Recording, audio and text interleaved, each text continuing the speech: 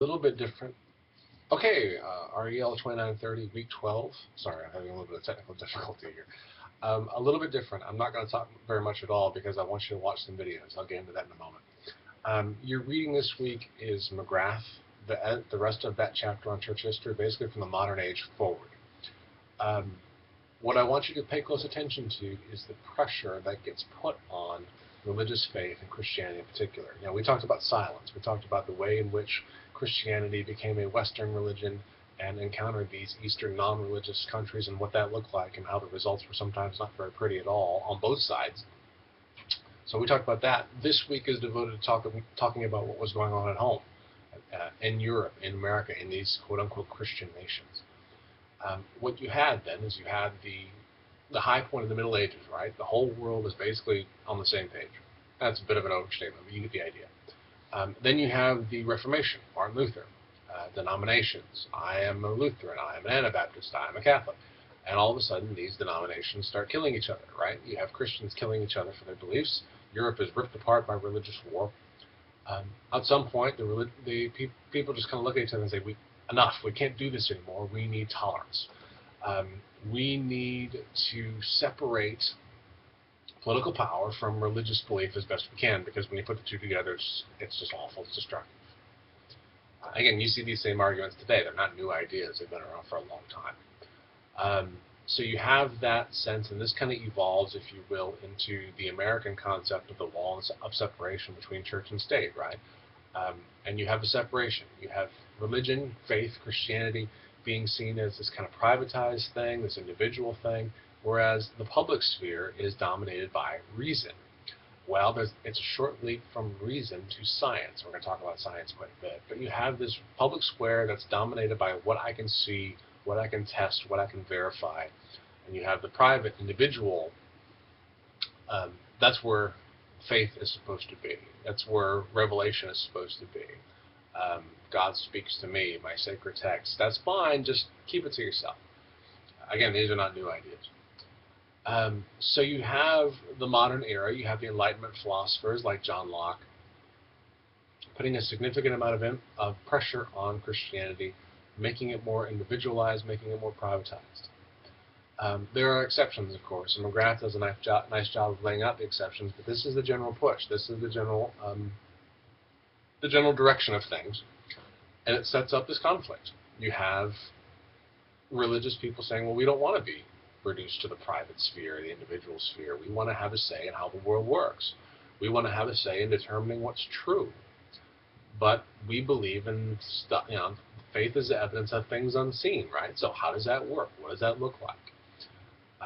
This is the dominant struggle, and this is the struggle when you start talking about the fundamentalist controversy versus the progressives. Charles Emerson Fosdick, and again, McGrath has all of this, so pay close attention to the reading this week. But it also deals with science, and here's where your videos come in. So instead of having me yammer on about science, something I'm not very qualified to talk about, what I'm going to do instead is have you watch two videos. The first one is by Dr. Francis Collins, who is the director of the Human Genome Project, molecular biologist, brilliant man. Wrote a book where he told his story of being this brilliant scientist who, oh, by the way, has a conversion experience and becomes an evangelical Christian. In this book, and the shorter version, in this talk that I'm giving you, he walks through what that process looks like and also walks through what the relationship is between science and faith in his own life. Because again, if you have this kind of adversarial relationship between the two, they kind of compete against each other. How does it look like when we want to try to combine them? And some people say they can't be combined. Some people on both sides of the aisle say they can't be combined. The Richard Dawkins atheist types of the world say there's no place for faith in religion. I gave you something from Russell McCutcheon week 1 that said there's no place for it. But then there's others on the far right that also say that any science why do we need science when we have what the Bible tells us, right? That might be the extreme way to put it. But there are people on both sides of the equation who say, no, they can't work together. There are others who say, yes, they can, here's how. And the first one is Francis Collins. He talks about the story, and he also talks about evolution, which is that's one of the interesting issues where this tension bumps up against each other, where you have people saying, ah, the Bible says it's 6 24-hour periods, it must be that, I don't care what science says. Where you have others saying, well, the Bible's not relevant to this, it's not a science textbook, okay, it's evolution. You have Collins kind of in the middle, trying to stake out a position that takes the Bible seriously while taking evolutionary science seriously. So it's interesting. I want you to watch it. His presentation is about an hour. There's a Q&A after. I really don't care if you watch the Q&A, but I want you to watch his presentation to watch how he weaves these things together.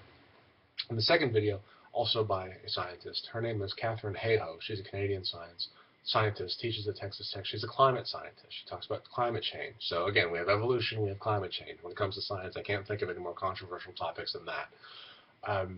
She walks through the same process because of climate change. Again, you have these extremes where you have, people going, well, what could the Bible say about climate change? And then on the other side, well, climate change is not even real. It's done by people who want to undermine the Bible. Here's Katharine Hayhoe in the middle going, no, here's a middle position. Similar process where she's looking to take science seriously and to take faith seriously and to see how that plays itself out. So I want you to watch, and again, about an hour, skip the Q&A. Well, you can watch it if you want to, but you don't necessarily have to. So I want you to watch both of their presentations, and I want you to watch the way in which science and faith commingle, and then think about McGrath and how he talks about how it got to be this way, how the modern age really served in some ways to put science and Christianity up against each other, and watch how these two scientists try to negotiate that. So that's it. I mean, that's going to be more productive than hearing me yammer about things I'm not qualified to talk about. So again, if you have any questions, I'll put the links up, obviously, but that'll be what we do. So not much from me this week, but enjoy the presentations, and we'll build on them from there.